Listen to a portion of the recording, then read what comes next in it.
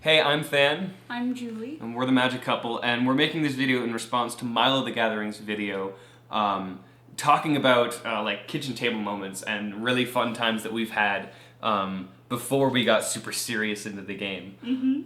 So what are some of the moments that you can kind of think of? Well, I first started playing Magic in response to my ex-boyfriend finding the UVU Magic the Gathering club, and Okay. so I would weekly on Wednesdays go up to UVU and go play Magic with them. Yeah. And You view it like just a local college? Yeah, local Okay. college. Cool. I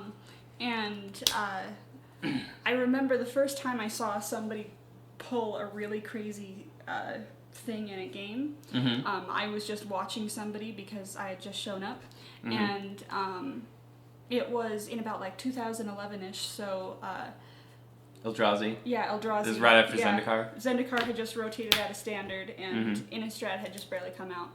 And this guy had this Spawnshire of Ulamog, which is like this 10 converted mana cost 7/11 that has an activated ability for 20 that you can cast any number of Eldrazi cards from outside of the game without paying their mana cost. And he got there, and Did he have like all the Titans or? I think it was like he had like this suitcase full of just like common Eldrazi, like just like Ulamog's Eldrazi Crusher Obliviator, or whatever its name is. Like oh yeah, that's Ulamog's right. Because Crusher or you don't something. necessarily need to throw down like Emrakul for that to be No. awesome. You just need to be like, okay, like 20 Here's- Ulamog Crushers. Yeah, it was like GG. he had this whole little like mini suitcase that was like full of like 100 of them, and like there was like one that was like. And it was mostly just like the 7-drop and the 8-drop Ulamog's Crusher. Oh yeah, and that's all you Emrakul. need. That's all you need. And it was just like, holy cow, this game can do that? Yes, this game is deep. So then you bought all the Eldrazi after No, that? Ah. no. You would have been rich. Actually, no. Never mind. You would have been poor. I would have been poor. I was poor to begin with. I was only like 17 or 18 when I first. No, 16 when I first started playing Magic. Wow. So I didn't really have any money because I didn't have a job then. Fair enough. But yeah, I was just like, holy cow, this game can do this. Yeah. That's one of my oldest memories of really cool Magic stuff. One of my oldest memories was, it's actually funny, I don't even know how I'm still playing Magic now, because I was traumatized as a child. Really? What So- happened? Okay, so the first time I got exposed to Magic cards was my oldest brother got a ton of Magic cards from his friend. I'm pretty sure they were just all a bunch of black cards. It's quite possible it's one of those things where he got invited over, he's like, hey, let's build a deck. He built a black deck and then just gave him a ton of extra black cards. So basically my brother had a ton of black cards. He built a deck. And I'm like, I want to play too, because I'm a little brother. You know, I always want to do what my older brothers are doing. And so he's like, all right, fine, I'm not using these cards, so he gives them to me. And I probably cobbled together like a 40 card deck or something like that.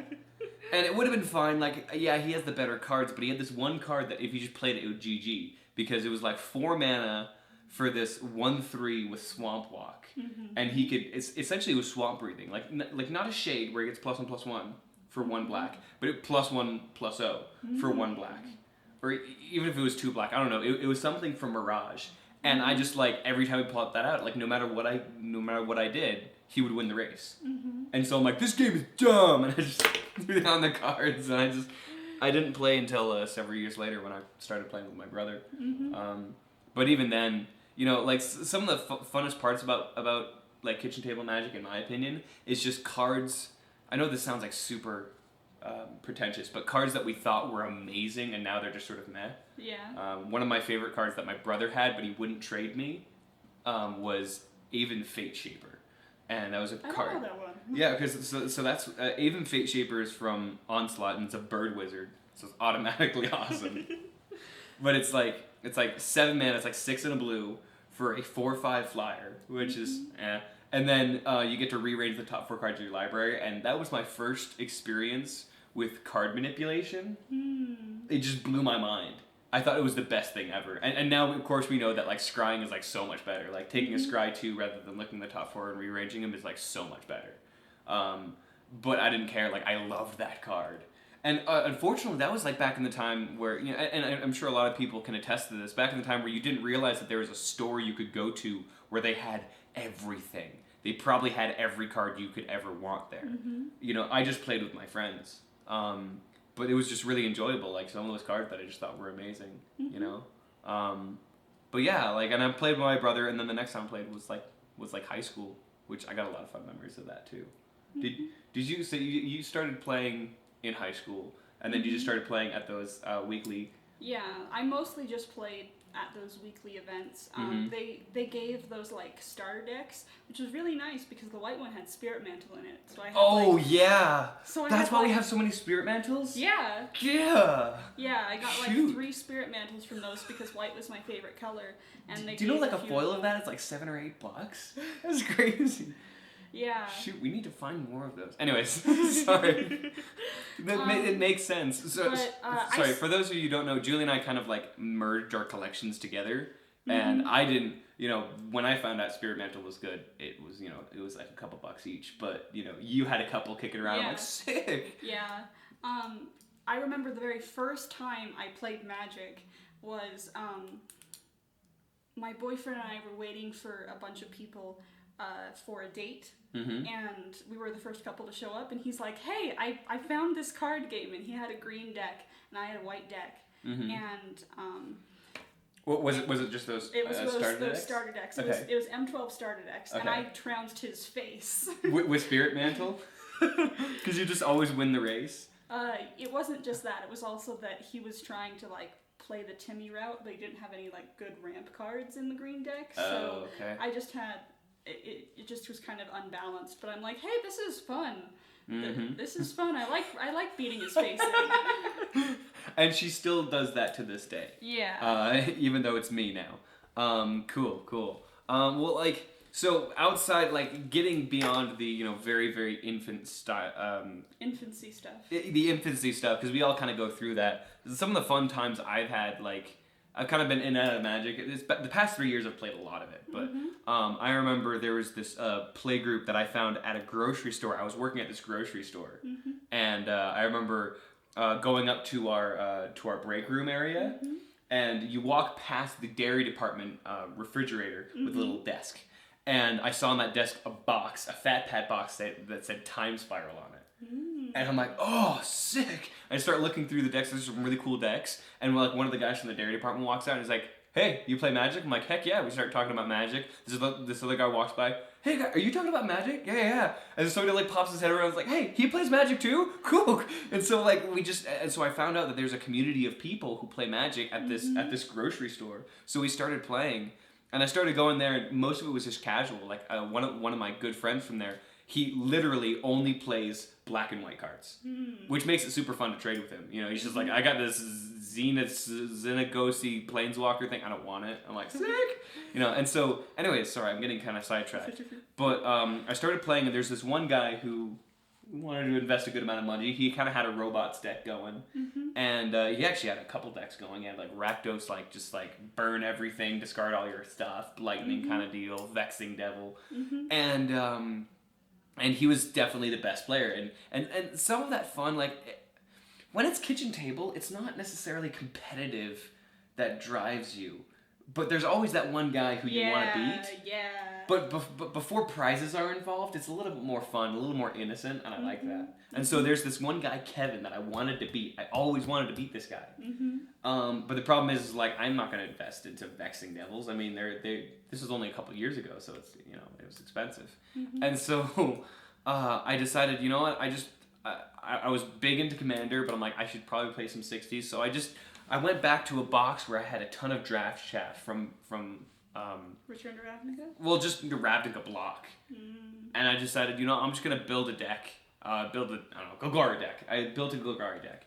And it had one rare, which is one Corpse Jack Menace. Again, I didn't want to spend any money on this because I needed to save money. And the rest of it was just some scavenge stuff. I threw in some, like things like Strangeroot Geist, you know, and it was just a good deck. And I ended up beating him. Like, we played 3 games and I won 2 of them. And I was just like, oh my gosh, I beat Kevin. Yeah. Yeah. I beat him. You know, there weren't any prizes. There wasn't any resentment. It was just like, I beat him. Yeah, and he was like the guy who would like net deck and stuff, and like. I don't necessarily want to say net deck. Again, like He would buy a lot of stuff online. Well, yeah, he would buy a lot of stuff online, and he wasn't afraid to spend money on Magic. Mm-hmm. But when there's no prizes involved and no tournaments and weird stuff, it wasn't such a big deal. Which is kind of what I like about kitchen table Magic. You know, if you don't take things personally, you don't say, "Oh man, this guy's spending more money than me." Like, there's no prizes. It's all just bragging rights. Yeah. And some people just like to play the game, and sometimes you find people like that, you know? Yeah. And in all honesty, I love, like, where I'm at now. I'm doing all this really cool stuff, but sometimes I kind of miss going back and just playing a deck and not worrying about if you win or lose. It's just fun to play. Yeah.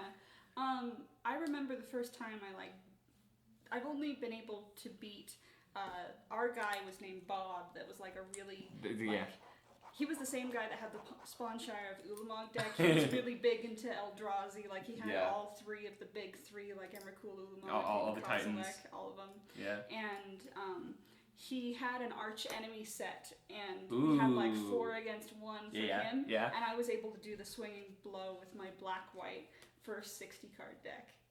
What was in that deck? What did you swing with? I don't really remember. I think I had a lot of like vampires, because I really like the idea of having black vampires. There's stuff like Child of Night. There were the Spirit Mantles in there as well. Wait, Spirit Mantle and Child of Night. That's way good. Yeah. It was a lot of fun.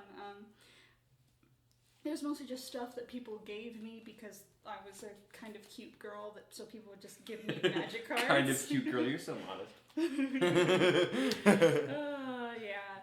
But I was able to do the swinging blow in an arch enemy game, and I'm like, I beat Bob. Forget about teammates. I beat Bob. It wasn't necessarily like I was never able to beat him like in a one-on-one situation, because my cards weren't good enough at that time, and he had been playing like an old standard deck, and so I was just like, the fact that I was able to do the final blow was really nice. Yeah. I can think of like people back in my high school days that I never really. Well, I probably beat them on one time or another, but never really beat them when they were doing their best and I was doing my best and stuff. Yeah. Which I could probably beat them now, but anyways. But like that kind of makes me think of just like that fun competitive nature where it isn't about money, you know? Like Milo in the video that we're responding to says that sometimes it's really hard to build a deck now without thinking, okay, what is the most played in this format? You know, what is the most optimal cards? Why am I running Midnight Haunting when I could be running Spectral Procession? It's just better, you know? And some of it I think is also the accessibility. Like we know, okay, I want to build this deck, but I don't have the cards. Well, that's okay. I'm gonna be at Dragon's Keep next week, you know, whatever. Like I'm gonna go to a local gaming store. Yeah, and before that, you just used what you had, and it almost made it so like, let's say you only have like one Oblivion ring. Nowadays, you'd be like, shoot, I need to go buy some more Oblivion rings. But before that, it was just like, it would mean that when you drew your Oblivion ring, you're like, oh yeah, you know, you'd love it. The top decks were sweeter when you didn't have access to everything. When it wasn't a play set. Yeah. And when and it's also on the other side. It's just like when you draw and you're just like, why am I not drawing any one of my 4 Oblivion rings? Like you kind of lose that sometimes. Yeah. Speaking of Oblivion rings, holy segue, Batman. So one of the things that I also remember about learning about the game, and I still learn about more cards as I go, but the first card that I remember seeing online and saying, I want that, and it was Phage the Untouchable. Phage the Untouchable. So basically she's a 4/4 with essentially Death Touch, and if she hits a player, that player loses the game.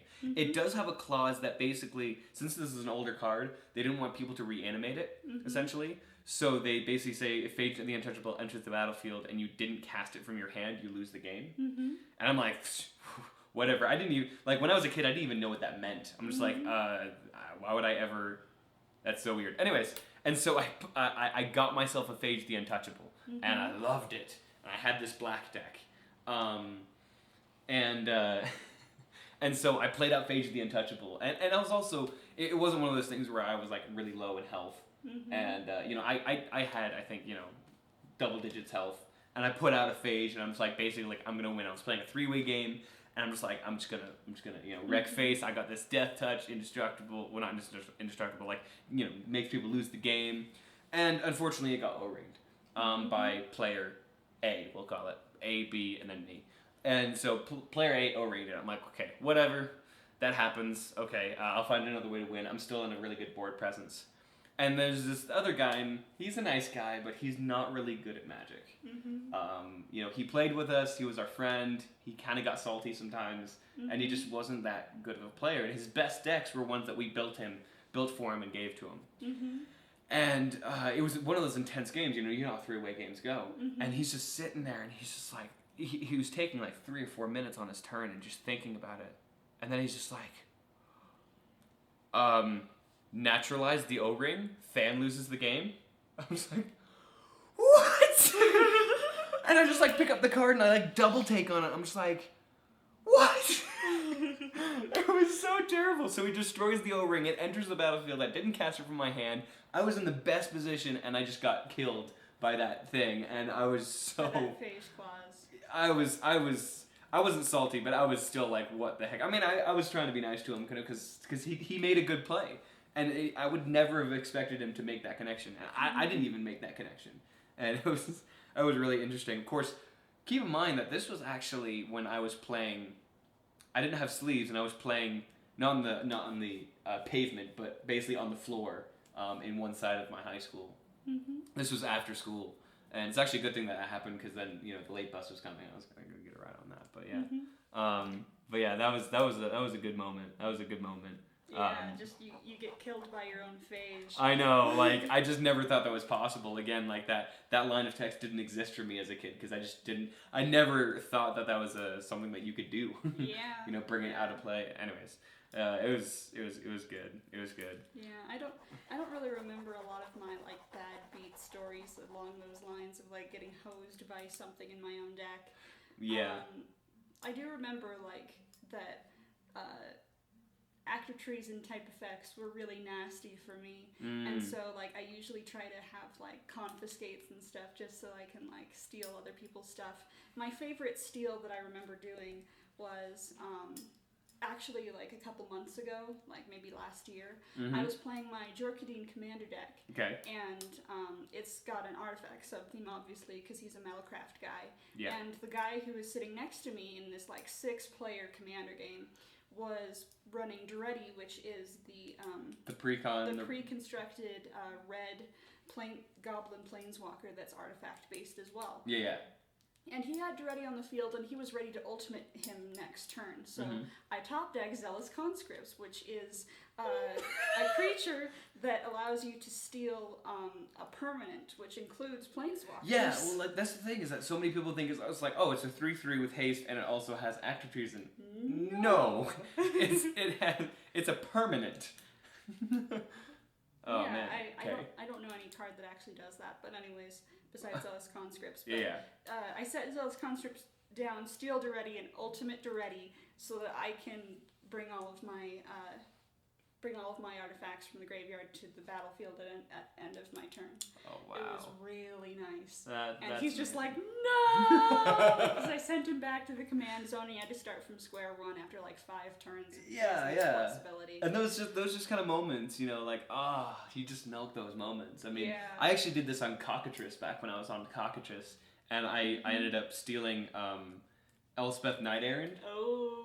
And it's the same deal. Here's a top deck confiscate, and so I've just like 6 mana, grab your planeswalker ultimate. I don't know exactly. I don't want to misspeak, but it's some emblem that just says your stuff is indestructible. I'm not sure if it's all your permanents. I'm not sure if it's all your creatures. Yeah. But your stuff is indestructible. Yeah. And like after about a minute, I got in the chat message just GG, and it was just like. And he conceded. Yeah, and he just conceded. It was like, it was great, and yeah, like some of that stuff is just really, really fun to do. I mean, of course, that's Commander, and we've gotten much better with Commander, and those are some good cards. I can remember, again, this isn't necessarily a kitchen table, but one of my favorite things that I built was this. This is a mill themed 60 card deck. This was made Standard was Innistrad and Ravnica. Okay. And I fell in love with a Night Veil Spectre. And I can honestly say, I played with Night Veil Spectre before it was cool. Before Devotion and all that stuff, I saw that card. I ripped it from a booster pack, and I'm like, that is awesome. Steal your stuff for a flying card. And so I just built a deck with it. I mean, this isn't the exact deck, I don't think, because I think I put some like Vampire Nighthawks for value or whatever. Mm-hmm. But I remember... Nighthawk was in Standard at that time. It was, but I don't think I had one. Okay. Anyways, but I decided I want to do F&M. I'm going to do some F&M, you know, like, because I'd never done a tournament, and I just recently discovered that there's a store you can go to and play Magic, and I really didn't know what was going on. I think I just, like, started watching Pro Tour, and I'm like, oh, I want to do that. And I didn't net deck, I just grabbed the stuff that I liked, and so it's a mill deck, you know, it has breaking and entering, and so, you know, mill you for 8, and it had consuming aberration, you know, but my favorite card still, even though it wasn't a mill card, was just the Night Veil Spectre. And I remember playing against, it was like basically like junk. It was a junk deck. It was like an Abzan colors. And it had Thragtusk. You know, Thragtusk, you know, 5 mana, 5/3. So it was like the Thragtusk Resto Angel deck? Yeah. So like his, you know, Resto Angel like blinks something. And Thragtusk, when it leaves the battlefield, you get a 3/3. When it enters the battlefield, you gain 5 life. So I start playing him, and it's a mid-range deck, so it's kind of slow. So I put out Night Veil Spectre. Next turn, I swing with Night Veil Spectre, and I grab a Thragtusk. I'm like, sweet, I don't have to worry about that Thragtusk. And then I think I missed a land drop, and then on turn 5, I swung again, and then I got an Overgrown Tomb. And I'm like, play the Overgrown Tomb, lose 2 life, tap out, Thragtusk, gain 5 life. And I lost the game, but it doesn't matter, I did that. It was awesome. It was like my favorite thing in the world. And I think in that same match, I ended up stealing a Deathrite Shaman. And that's why I love Deathrite Shaman. I got to play with a Deathrite Shaman. And I'm like, this card would actually go really well in the deck. I really like it. Yeah. And I never really did any, like, except for recently, I haven't really played F&M since then, because I just don't have the stuff for it. I don't have the money for it. But it was still so much fun to just do something, you know? It was just, like, I really, really enjoyed it. You know, just those fun plays. Even though... You know what this reminds me of? Plug to Loading Ready Run. One of their recent videos is they're talking with all their friends, and they're asking, what was your first deck? And they're like, oh man, like especially Cam was like, oh man, it was this sick Merfolk deck, and he pulls it out from his closet and turns out it's a Homer. It was a Friday night sketch. It was a Friday night sketch. And it was like instead of a Merfolk deck, it was actually a Homerids deck, and it was like really bad. But it doesn't matter. They still reflect on that. I was like, that was the best deck I made freaking ever. You know? Yeah, all the nostalgia. And that's what this deck is to me. It's just like man, I'm running 4 Dimir Guild Gates because, you know, who needs those shock lands? Whatever. I'm awesome. And it was just like, this was a good deck. And it's still alright, but it's still just like, you know? Yeah. I had so much fun with that. So much fun with that. I don't want to get too much into pulls, like cool cards that you've opened up from a booster pack. Yeah. But I wanted to talk about this because this is relevant from how I first started getting into Commander. Yeah. There was a gaming store that was like in Orem, which is like a bigger city, and it was like one of the first gaming stores that I had gone to, and they had these things called repacks, which love repacks. If you don't know what that is, it's a card. Okay, so it's like a booster pack. You know, you get 1 rare, 3 uncommons, you know, a bunch of commons, sometimes a land card. But it's just stuff that they hadn't. Yeah, they usually put it into a sleeve, and you know you're guaranteed not to get something expensive. You know, and so they're repacked cards. So if you just want a bunch of cards, they're not a bad deal if you want to draft for cheap. Yeah. But anyways, yeah. But I decided to buy 2. My boyfriend at the time got 1 and I got 1, and I cracked mine open, and it had a Conda, Lord of Ugando, in it, a really beat up Conda, and I'm like, holy cow, this card is so cool, Bushido 5, 3/3 indestructible. Oh yeah, it's not a bad card. Yeah, and and the guy who was running the front desk was like, "We have a winner. That card's like $8." I'm like, "Really?"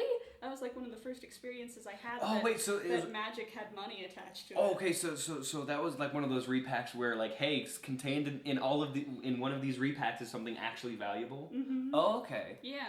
Oh, okay. Yeah. Yeah, and my boyfriend got a time-shifted Thallid.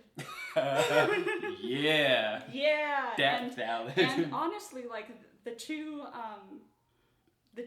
cards actually like affected how we played Magic for like the rest of how we played, because like I really like white and I like big creatures and stuff, and his was more like trying to figure out the spore counter combo hijinks. Yeah. And like my first commander deck was that Conda deck with just my favorite white cards. Yeah.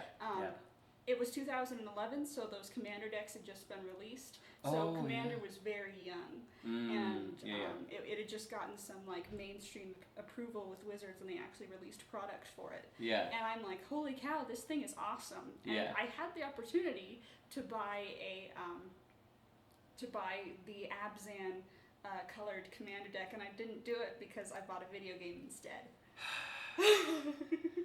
You haven't told me that. I really wish. I'm not sure if I can respect you now. No, but seriously. Oh, we probably all have those moments. That could be a whole separate video of things that we regret doing. Yeah, the purchases we regret making or not making at the time. Basically.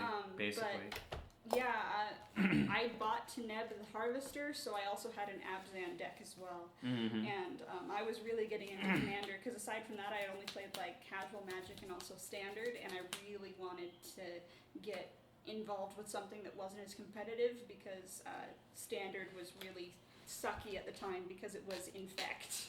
It was Scars of Mirrodin and... So it's either Inflect or Cobblade.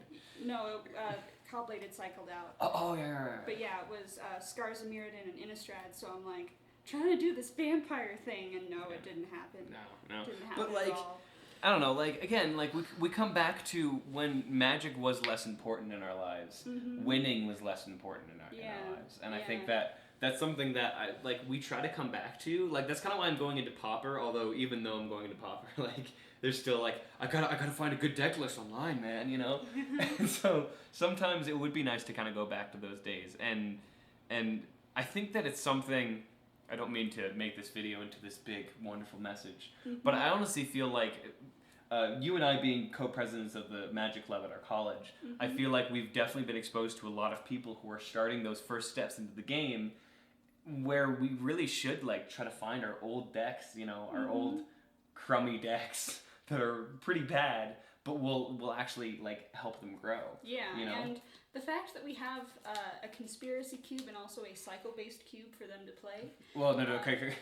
Somebody starting on Magic should not play our cycle cube. No, but conspiracy maybe.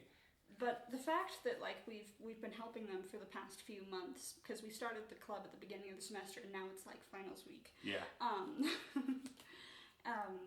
We've been like teaching them how to play Magic, and now they're like getting really excited to play the cube. Yeah. For example, last spring we only had the conspiracy cube, but we just barely got Lore Seeker. Yeah. Which now we got a shiny one, but at the time we just had a regular Lore Seeker, and this is brief history of our conspiracy cube. You know, the expansion conspiracy. We wanted to make a conspiracy cube. Essentially, it's more of like a conspiracy draft simulator, because we have multiples, and you know, we try to recreate the packs. It's kind of a lot of fuss, but it's a lot of fun too. Yeah. And so we had just gotten a Lore Seeker. For those of you who don't know, Lore Seeker, when you draft it face up, and then you grab another booster pack, crack that one open, and you add it to the draft. And we had happened to have a pack of Gatecrash, I believe. Yeah, a pack of Gatecrash sitting around. This is the first time we drafted with Lore Seeker, and we have a pack of Gatecrash, and we crack it open and add it to the draft. And it's just, we had been drafting the set so many times that we just knew what to expect. And this totally threw like a whole monkey wrench into like I was playing against this guy who just like he pulled out a Boros Charm, and he just like, I attack with this big thing. Oh, that's annoying. He has double strike. You know, it was terrible. But the game that I played was fun. But you had something cool. I was in a four-way conspiracy game. His was only like 3. Yeah, it was just me and 2 other people. Yeah, seven player cube. And we this guy was like drafting this really good deck. Like usually he drafts like 5-color good stuff, mediocre stuff. But he actually like drafted like Abzan, and he had some really good stuff. And he drafted Realm Seeker. Yeah. And he was able to play it like either turn 6 so or turn 5. It gets plus encounters equal to the number of cards in all players' hands. Yeah, and we had a lot of cards in hand. How big was it? It was like either a set, but somewhere between 1717 and 2020 when he set it down, and we're like, holy cow, this thing can one-shot us. Yeah, like politics start to happen. Yeah, and we were all like freaking out, and it started going around the table, and the girl who was sitting right next to him, she had drafted a Grizzly Salvage. Or Grizzly Spectacle, that's what it is. Grizzly Spectacle out of her, out of the Gate Crash pack. And she got rid of it, which is destroy target creature, and its controller mills equal to that creature's toughness. Yeah. Or power. And, so he ends up milling 20. And he ends up milling 20, and therefore he's out of the game. So like they were playing literally on the kitchen table. I was playing on the coffee table in the room next over, and I just hear I was like, what the crap? and I just see this poor guy just being like just dropping his whole library into his graveyard. And because it was farther along in the game, like how many cards did he have left? He had like 6 or 7 left of his 40-card deck. Wow. And we're just like. It was awesome. Yeah, it was awesome. Yeah, that same game I was able to Dax duplicate a Clockwork Grinder that was like a 2020 as well. Oh, that was when Kirsten did the. Oh, okay. Yeah. Yeah, that was really, really good. And so that was fun. But the biggest play that we still talk about today, when we talk about the conspiracy cube with that kid, was the fact that she friggin' Grizzly Spectacled that guy's Realm Seeker. Yeah, that was way good. That was so much fun. Yeah. Really, really good memories from the cube. Yeah, and I think that like, I know that kitchen table magic is kind of dead, but I think that one of the reasons that I'm really enjoying starting into cube, we're kind of young when it comes to cube, especially when we've only been doing cube for less than a year. Yeah. But one of the things I like about it is that it doesn't solve the problem of money and magic. We're into magic enough that we're spending a lot of money on this stuff, and even if we got all the cards we want for the cube, we still want them in foil. But one of the things that I like about cube is that it kind of replicates that innocence that when you just started playing, and if you get beat, that's okay. It's just the way the card game goes, that competitive nature where there's a prize attached. It's not so much of a thing in cube because you're not coming home with any of the cards. It's really just how you play it. And if I get trounced, I can just honestly say, well, I didn't draft it very well, but hey, next time, man, I'm gonna draft like that guy, and you kind of do whatever, and it kind of brings back that time where you're all just playing a game and having fun. Whoever wins and loses, it's the crazy stuff that happens, and I'm really enjoying this conspiracy cube. We're still working on our other cubes and making them a little more playable and stuff, but like the conspiracy cube is so much fun. Yeah, it's a lot of like setup work and stuff. It can be kind of a hassle. But it's worth it though. Like being able to play with somebody and they're not and like Milo again, Matt. Said you can't build a deck now without thinking what are the better decks, and even now me being a little more competitive, I'm always like, I kind of want to build this deck, but it won't beat 8 Gid. it won't beat 8 Gid. It won't beat this guy's deck. It won't beat this guy's deck. But you don't worry about any of that with cube. You just come and play, and that's also another thing is that like. The amount of accessibility that the cards have. For instance, if we played Conspiracy Cube and somebody just drafted an insane dethrone deck, that's not their deck. It's not like, man, if I want to beat him, I'm going to have to buy a ton of cards and build his deck, and then I'm just going to be copying him. No, just draft dethrone next time you draft the cube. We're all on the same level. And I think that that's kind of helped me. It's definitely not a direct replacement for a kitchen table, but I really enjoy it. Like, yeah. You know what I mean? Yeah. Another thing that's a nice kind of like replacement that you can do now, even though you're like really into magic, is like maybe doing like sealed with your friends. Yeah, sealed is limited formats are really good, and I remember my Magic store. In response to me always wanting these like crappy cards because it was a very standard heavy store, and I like would go through their just like random stacks of Magic cards and buy these like old cards from like Mirage or whatever. They decided to do a trash sealed, which is basically all these cards that they thought were really mediocre, and I was able to get 4th place in that. Because I was really good, and I had a blue deck with like 2 I forget the card, but it's like Soul Ransom, I think is what it was. It had 2 Soul that's Ransoms. why you love Soul Ransom so much? Yeah. Like, she has so many white decks, and that always has a Soul Ransom. Okay, so... No, it's blue. Wait, what? Soul, or whatever it is. Soul Ransom is blue, I believe. No, it's blue-black. Wait, so I thought you were talking about Soul Tithe. No, not Soul something. Soul Tithe? No, maybe. Yeah, Soul Tithe, there we go. Yeah. Not Soul Ransom. So I believe it's Soul Tithe. Yeah, sorry, we misspoke. Soul Tithe is like 2 mana for enchantment. You put it on your opponent's creature, and every upkeep they have to sacrifice it or pay its converted mana cost. No, that's not the one that I'm talking about what are you talking either. about? It's a blue card that's old, has old border, and it's like 3 mana, and you set it down, and it says, whenever your opponent casts a creature spell, they either have to pay 2 additional mana or lose 2 life. Huh. And I don't remember what it was, but I had 2 in the deck. And We're gonna have to look that up because that's so much fun. I could put that. I could put that in like Narset. Sorry, we're brewing. Go ahead, continue talking. I was able to get 4th place in that group with their final because I was able to do that, and it was Soul something. I don't remember what it is. We'll probably find it later. We'll find it later. But I just remembered that was my first experience liking blue, and I didn't realize until after I started dating Than that I really liked blue because I thought that blue was for like all those people with counter spells, and I suck at remembering counter spells.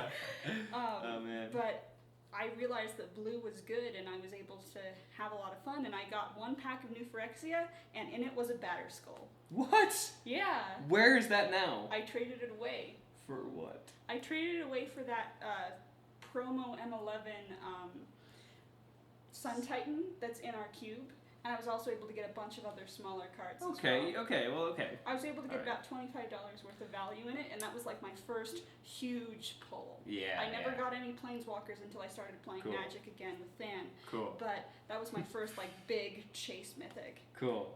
And so by playing like the mediocre cards, I got one of the best cards in New Phyrexia. Yeah, I think that part of one of the things that I love about Magic is how diverse it is, and I've found that some crappy cards have like with all these new formats coming out, with Commander coming out and all this stuff, you start to look like I would actually encourage all the viewers to like go back to when they first started playing and what's one card that you really enjoyed. Chances are sometimes that's just a good card.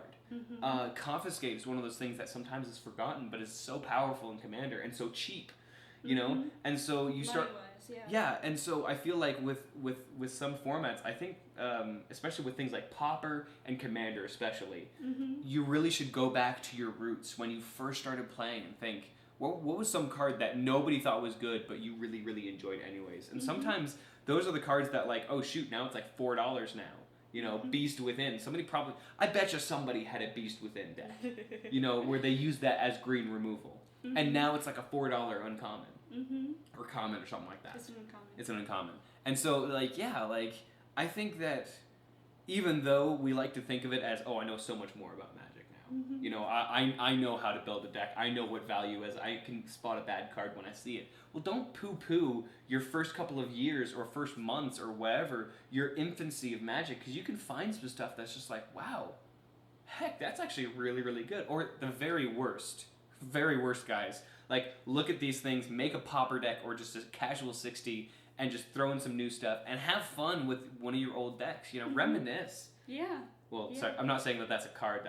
There's probably a card that exists. I'm not sure if it's good or not. But, like, you know, reminisce on those times and, like, see if you can get some old friends that you haven't played in forever. Or have those friends who haven't played in forever and just play your old decks. I think it'd be really, really cool. Yeah, just, like, if you don't have them anymore, because, like, for the most part, I don't have any of my old decks constructed. Like, build something on that same mindset, like Black-White Lifelink for me. Oh, yeah.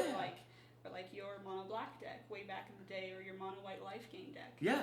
Oh yeah. And also, like, another thing about that is that, like, you know, like, I've never met anybody who said, yeah, so my first deck was like, 4 Batter Skulls and like this, like in all honesty, like drop $5 and rebuy your deck card by card that you played with when you were a kid. And then you can play with your like beginning, like your friends who are just starting out. Yeah, absolutely. And so that's something that like I feel like I need to do a little bit more of. But but yeah, sorry, this video is probably going on really long. This is one of those things where we just started sitting down and talking, and now there's like all this stuff that I'm thinking about, Yeah. There's so many stories I didn't even get to.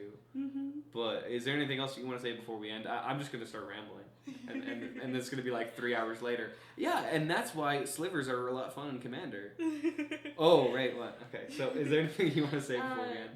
Not really, just I think that what you said was a really good note to end on, just try to like go back to your nostalgic decks, like the things that you remember playing when you were younger, and when you in your infancy of Magic playing, because you don't have to always have a top tier deck. Yeah, for like competitive events like GP qualifiers or whatever format you're involved in where there are prizes on the line, you definitely want to try and get the best deck. Yeah. But when it comes to just casual play with your friends, it's a lot of fun to just like have an old school deck that you can just play with the person who has like 150 card deck that's 5 color good stuff. Yeah. Well, like Milo mentioned, like I want to hear about like a good life game deck or like an 80 card tribal deck. It's like, so I couldn't fit all my elves into a 60 card deck, so I just added them and then added some lands. Mm-hmm. So just having fun with that, and I'm actually going to start to like talk to some of my old friends from back home because they had some cool tribal decks. There's a Merfolk tribal deck, which thinking about it now, I'm thinking, wait, Merfolk tribal deck back in Lorwyn, I bet you they have some good cards that are for the Merfolk Modern deck. Yeah, unfortunately, most of my friends are back home in Maine. But anyways, sorry, this video is going long, and I think we've talked about everything we really want to talk about, right? Yeah. All right. Well, well, thank you for listening to us blather on. If you've listened to this entire thing, holy crap, guys! Like that's and I recommend for the comments, if you guys want to talk about like one of your favorite kitchen table memories, just post it down in the comments. Oh yeah. And you don't need to make a deck list unless you have a deck list on like a thing, but just like talk about it. Yeah.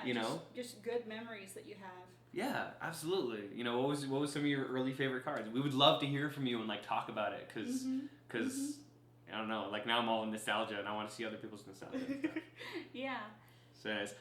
Thank you guys for listening. Extra 10 cool points if you've made it this far in the video. And we're the Magic Couple. We are the Magic Couple. We'll see you guys later. Bye. Bye.